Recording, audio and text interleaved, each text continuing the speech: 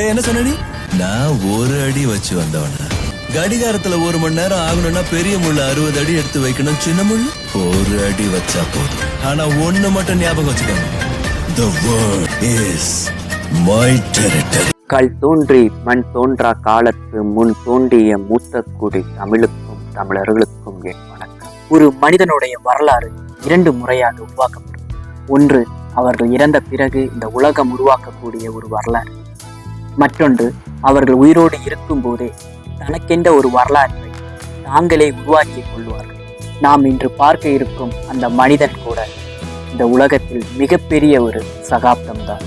இந்த முழு உலகத்தையே தன் பக்கம் ஈர்த்து கொண்ட அல்லது தன்னை திரும்பி பார்க்க செய்த மிகப்பெரிய ஒரு மனிதன் MS தோனி என்று அழைக்கப்படும் மகேந்திர சிங் தோனி. அவரை குறித்துதான் இந்த வீடியோவை நாம் பார்க்க இருக்கிறோம். Welcome to reading of history.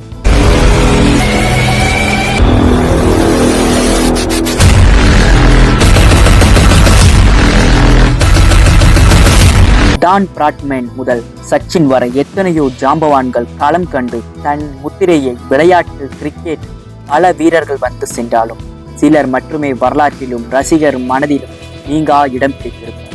அப்படி வரலாற்றில் தனக்கென்று முத்திரை பதித்தவர் தான் தோனி. ஒரு வீரராக அணிக்கு வந்து தலை சிறந்த தலைவனாக மாறிய மகேந்திர சிங் தோனியின் கதை சினிமாவை விட சுவாரஸ்யமானது. இன்னும் சரியாக சொன்னால் அவரின் சினிமாவில் சொன்னதை விடவும் சுவாரஸ்யமானது. கடந்த ஜனவரி மாதம் 4ஆம் தேதி சரியாக 8:55க்கு பதிவிட்ட ஒரே ஒரு ட்வீட் மூலம் ஒட்டுமொத்த இந்திய ரசிகர்களின் தூக்கத்தையும் கெடுத்துவிட்டது. BCCI மகேந்திர சிங் தோனி இனி இந்திய அணியின் கேப்டனாக தொடர மாட்டார். அதே சமயம் ஒருநாள் போட்டிகள் மற்றும் T20 போட்டிகளில் விளையாடுவார் என அறிவிக்க அதிர்ச்சியில் உறைந்தனர் ரசிகர்கள்.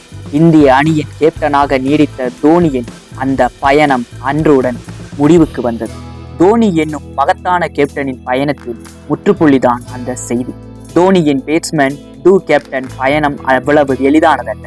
2004ஆம் ஆண்டு டிசம்பர் மாதம் வங்கதேசத்திற்கு எதிரான போட்டியில் தான் அறிமுகமானார் தோனி. ஆனால் முதல் போட்டியிலேயே சொதப்பலாக ரன் அவுட்டாக 0 ரன்களில் பெவிலியன் திரும்பினார். 3 போட்டிகள் கொண்ட அந்த தொடரில் இந்திய அணி 2-1 என்ற கணக்கில் தொடரை வென்றது. ஆனால் தோனியின் பெர்ஃபார்மன்ஸ் சொல்லிக்கொள்ளும் படியெல்லாம் இல்லை. ஆனாலும் தோனியின் திறமை மீது நம்பிக்கை வைத்து காப்பாற்றியவர் அப்போதைய கேப்டன் கங்குலி. அடுத்து 2005ஆம் ஆண்டு நடந்த பாகிஸ்தானுக்கு எதிரான தொடரிலும் அணியில் இடம்பெற்றார். தொடரின் முதல் போட்டியில் மீண்டும் சொதப்பல். ஆனால் 2வது போட்டியில் தோனி ஆடியது ருத்ர தாண்டவம். ஓப்பனிங் பேட்ஸ்மேன்களாக சேவாக், சச்சின் களமிறங்க அடுத்ததாக 3வது இடத்தில் களமிறங்கினார் தோனி. கங்குலியின் இடம் அது. அந்த போட்டியில் 148 ரன்கள் விளாச இந்திய அணி 356 ரன்கள் குவித்தது. தோனியின் மீது கவனம் ஈர்த்த முதல் போட்டி இது. அதே ஆண்டில் மீண்டும் ஒரு முறை விஸ்வரூபம் எடுத்தார் தோனி. ஜெய்ப்பூரில் இலங்கைக்கு எதிராக நடந்த போட்டியில் 299 ரன்களை என்ற இலக்கை நோக்கி ஓடியது இந்திய. அப்போது சச்சின் அவுட்டாக அதே 3வது இடத்தில் களமிறங்கினார் தோனி. அதிரடியாக 10 சிக்சர்கள், 15 பவுண்டரிகள் என மொத்தம் 145 பந்துகளில் 183 ரன்கள் எடுத்து தன்னை மீண்டும் நிரூபித்தார். யார் இது? வியப்பில் ஆழ்ந்தனர் ரசிகர்கள். இன்று வரை அவரின் அதிகபட்ச ஸ்கோர் இந்த 183 தான். அந்த சீரீஸில் பிளேயர் ஆஃப் தி சீரீஸ் பட்டமும் வென்றார். ஒரு நாள் போட்டிகளில் இப்படி அசத்தி கொண்டு இருக்க முதலாக டெஸ்ட் போட்டியிலும் 2005ஆம் ஆண்டு இடம் பிடித்தார். இப்படி இவரின் தனிப்பட்ட கேரியர் சென்று கொண்டிருக்க 2007ஆம் ஆண்டு 50 ஓவர் உலகக்கோப்பை போட்டிக்காக டிராவிட் தலைமையில் வெஸ்ட் இண்டியன்ஸ் பறந்தது. இந்தியா அணி முதல் போட்டியில் வங்கதேசத்திடம் தோல்வி. அடுத்து கத்துக்குட்டிய அணியான பெர்முடாவுடன் இமாலயாவில் மீண்டும் இலங்கையிடம் தோல்வி என லீக் சுற்றுடன் நடையை கட்ட கொதித்தெழுந்தனர் ரசிகர்கள். தோனி 2 போட்டிகளில் டக் அவுட் ஆனார். அணியில் இருந்த சீனியர் வீரர்கள் மீது விமர்சனங்கள் எழுந்தன. இவர்தான் அடுத்த உலகக்கோப்பையை பெற்றுத்தரப் போகிறார் என தெரியாத ரசிகர்கள் தோனி புதிதாக கட்டி கொண்டிருந்த வீட்டின் மேல் கல்வீச்சு நடத்தினர். சச்சின், கங்குலி, தோனியின் புகைப்படங்கள் மார்பிங் செய்யப்பட்டு உலா வர துவங்கின. பல சீனியர் பிளேயர்களுக்கு இறங்கு முகமாக இருந்த இந்த உலகக்கோப்பை தான் தோனிக்கு கேப்டன் பதவியை பெற்று தந்தது. அடுத்து வந்த T20 போட்டிகளில் டிராவிட், கங்குலி, சச்சின் என எல்லாரும் ஒதுங்க யாரிடம் கேப்டன் பதவியை தருவது என கேள்வி எழுந்தது. ஹர்பஜன், யுவராஜ் சிங் என மீடியாக்கள் மற்ற சீனியர் பிளேயர்களை வைத்து சொல்லிக் கொண்டு இருக்க சச்சினோ பிசிசிஐயிடம் தோனியை கை காட்டினார். ஒரு தலைவனாக இந்திய T20 அணியின் கேப்டன் என்ற முதல் மகுடம் சூட்டப்பட்டார் தோனி. நியூசிலாந்தை தவிர்த்து மற்ற எல்லா அணிகளையும் தவிடு பொடியாக்க இந்தியாவை ஃபைனலுக்கு அழைத்து சென்றார் தோனி. இறுதிப் போட்டி பாகிஸ்தானுடன். அதனால் 50 ஓவர் உலகக்கோப்பைகளுக்கு இணையாக பரபரப்பு துட்டி கொண்டது. இந்தியா முதல் இன்னிங்ஸை ஆடி முடிக்க அடுத்து பாகிஸ்தான் களமிறங்கியது. ஆட்டம் இறுதி ஓவர் வரை செல்ல மிஸ்பா மற்றும் இந்தியாவின் சாம்பியன் கனவு அச்சுறுத்தலாகவே இருந்தது. இறுதி ஓவர் கோப்பைக்கான இறுதி வாய்ப்பு.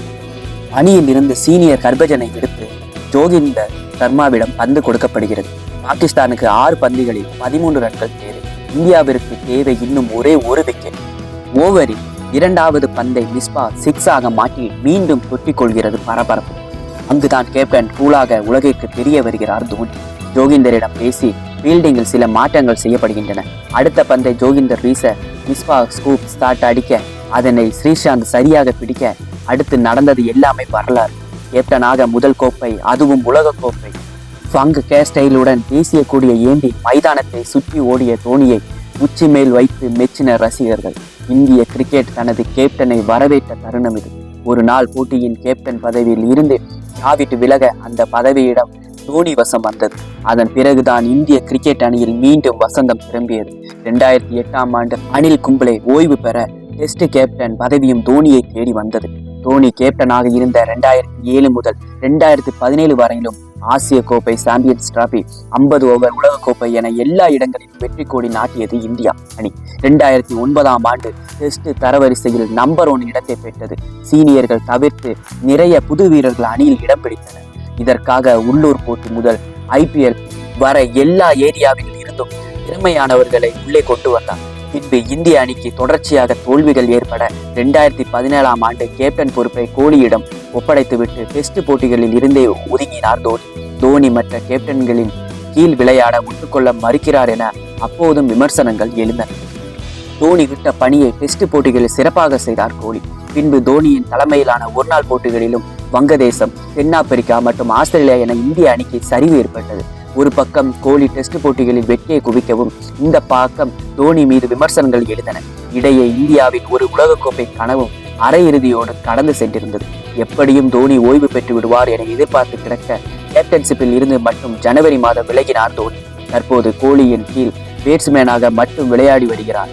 கேப்டன் பொறுப்பு கையில் வந்தது முதல் அதை கோலி கையில் ஒப்படைத்தது வரை தோனி சந்தித்த சவால்களும் விமர்சனங்களும் மிக அதிகம். 2007இல் இந்திய கேப்டனாக தோனி பொறுப்பேற்ற சமயம் அணி ஒரு திரிசங்கு நிலையில் இருந்தது எனலாம். சீனியர் வீரர்கள் மோசமான ஃபார்மில் இருந்ததால் அணியில் இருந்து ஓரங்கட்டப்பட்டனர். புதிய வீரர்கள் அணியில் நுழைந்தனர். தன்னை விடவும் மூத்தவர்களாக சீனியர் வீரர்களை சரியாக கையாள வேண்டிய பொறுப்பும், அடுத்து வரவிருந்த உலகக்கோப்பை போட்டிகளுக்கு ஏற்ப புதிய வீரர்களை கண்டறிய வேண்டிய பொறுப்பும் கேப்டனையே சார்ந்திருந்தது. இந்த விஷயத்தில் கராராக இருந்தார் தோனி. ஒரு பக்கம் இந்திய அணி வெற்றிகளை வாரி குவிக்க, மற்றொரு பக்கம் இதற்கு இணையாக IPL போட்டிகளும் ரசிகர்களிடையே பலத்த வரவேற்பை பெற்றிருந்தது. அங்கேயும் சரித்திரம் படைத்தார் தோனி. முதல் சீசனில் இறுதி போட்டி, அடுத்த போட்டிகளில் அரையிறுதி, அடுத்தடுத்து 2 போட்டிகளில் சாம்பியன்ஸ் என இந்தியா முழுவதும் CSK கொடியை பறக்க விட்டது தோனி படை. இதனால் சென்னையும் சென்னை மக்கள் தந்த தல பட்டமும் தோனியின் ஃபேவரட் ஆனது. தோனி, ரெய்னா, அஸ்வின், ஜடேஜா என இந்திய அணியின் மினி வேர்சனாக CSK இருக்க சென்னை அணி வீரர்களுக்கு இந்திய அணியில் இடம் கொடுக்கப்படுகிறது என்ற குற்றச்சாட்டும் கிளம்பியது. ஆனால் அப்போது அணியில் நுழைந்த ஜடேஜா மற்றும் அஸ்வினை வைத்துதான் தற்போது கோலோச்சி வருகிறார் கோலி. மேலும் சர்வதேச கிரிக்கெட்டில் சந்திக்காத அளவிற்கு IPL மூலம் விமர்சனங்களை சந்தித்தார். அதில் மிக முக்கியமானது மேட்ச் பிக்சிங். இந்த குற்றச்சாட்டால் சென்னை அணியையே IPL-இல் இருந்து நீக்கினாலும் இது குறித்து எந்த கருத்தும் தெரிவித்ததில்லை தோனி. கேப்டன் கூல் இந்த விஷயத்தில் மட்டும் ரொம்ப சைலண்ட். அணிக்காக இல்லாமல் தனக்காக விளையாடுகிறார். இறுதி ஓவர்களில் மட்டும் விளையாடிவிட்டு பெஸ்ட் பினிஷர் என்ற பட்டத்தை வாங்கிக் கொள்கிறார் என்கிற விமர்சனமும் வைக்கப்படுவதுண்டு. ஆனால் தோனி தனது பேட்ஸ்மேன் என்ற இடத்தை விட்டு கொடுத்ததே அணியில் சிறந்த பினிஷர்கள் இல்லை என்பதால் தான். 2006ஆம் ICC தரவரிசை ஒருநாள் போட்டியில் முதலிடம் பிடித்தவர் தோனி. முதலில் டாப் ஆர்டர்களில் இறங்கி கொண்டிருந்தவர் அணியில் சிறந்த பினிஷர்கள் இல்லாததால் கடைசி ஓவர்களில் சோபிக்க முடியாமல் போகிறது என்பதற்காக தனது பேட்டிங் வரிசையை பின்னர் மாற்றிக்கொண்டார். ஒவ்வொரு முறை அணி தோற்கும் போதும் குறைகளை தோனியிடம் தேடினர் விமர்சகர்கள். அதனால் அணியில் தேடினார் தோனி. அதனால் தான் எல்லா தோல்விகளில் இருந்தும் அவரால் மீண்டு வர முடிந்தது. சீனியர்கள் அனுசரித்து சென்றதில் சிறப்பாக செயல்பட்டவர். கங்குலியின் கடைசி போட்டியில் கொடுக்கப்பட்ட கேப்டன்ஷிப் அனில் கும்ப்ளேவின் கடைசி போட்டியில் தோனில் தூக்கி வலம் வந்தது. கிடைத்ததற்கரிய உலகக்கோப்பை கையில் கிடைத்தும் கூட கொண்டாடாமல் தன் அணியினரிடம் கொடுத்துவிட்டு அதை சச்சினுக்காக சமர்ப்பித்தது என சீனியர்களுக்கு அவர் செய்த மரியாதைகள் அதிகம். தகுந்த நேரத்தில் சீனியர்களை அணியின் ஆலோசகர்களாகவும் பயன்படுத்தி கொண்டார். இன்று கோலி அணியில் சீனியராக இருந்து ஆலோசனை வழங்கி கொண்டிருக்கிறார்.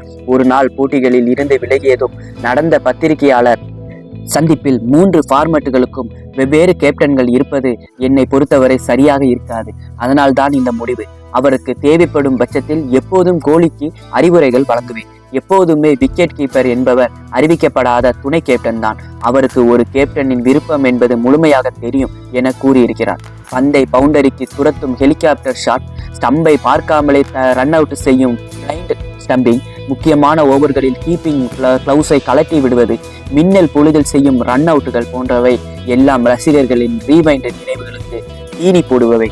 கேப்டன் கூல் என்பதுதான் அவரின் கேரக்டர் சர்டிபிகேட். களத்தில் தோனி லெச்சிங் செய்ததை யாருமே பார்த்திருக்க முடியாது. ஜென்டில்மேன், கேமை அதற்கேற்ற அழகோடு விளையாடிய ஒரு சிலரில் தோனியும் ஒருவர். மிகவும் சிக்கலான நேரத்தில் சரியான முடிவுகள் எடுப்பதாக நாம் நினைத்தாலும் அவற்றில் பெரும்பாலானவை ரிஸ்க் என்பதுதான் சரி. அந்த ரிஸ்க் எடுப்பதற்கான துணிச்சல் தான் பெரும்பாலான நேரங்களில் வெற்றியை அறுவடை செய்திருக்கிறது.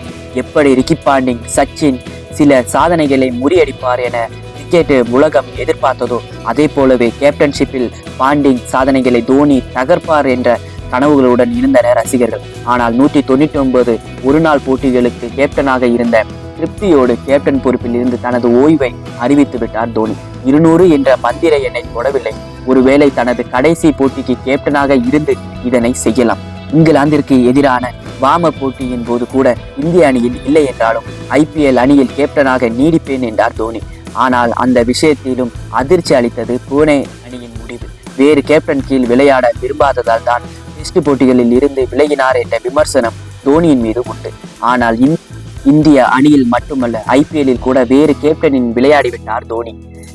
2008ஆம் ஆண்டில் இருந்து 2017 வரையில் மட்டுமே 44 இளம் விளையாட்டு வீரர்கள் புதிதாக இந்திய ஒருநாள் போட்டிக்கான அணியில் இடம் பிடித்துள்ளனர். 2010ஆம் ஆண்டு உலகக்கோப்பை வரையிலும் உடல் தகுதியுடன் இருப்பேன் என கடந்த 2015 பத்திரிகையாளர் சந்திப்பில் அறிவித்தார் தோனி.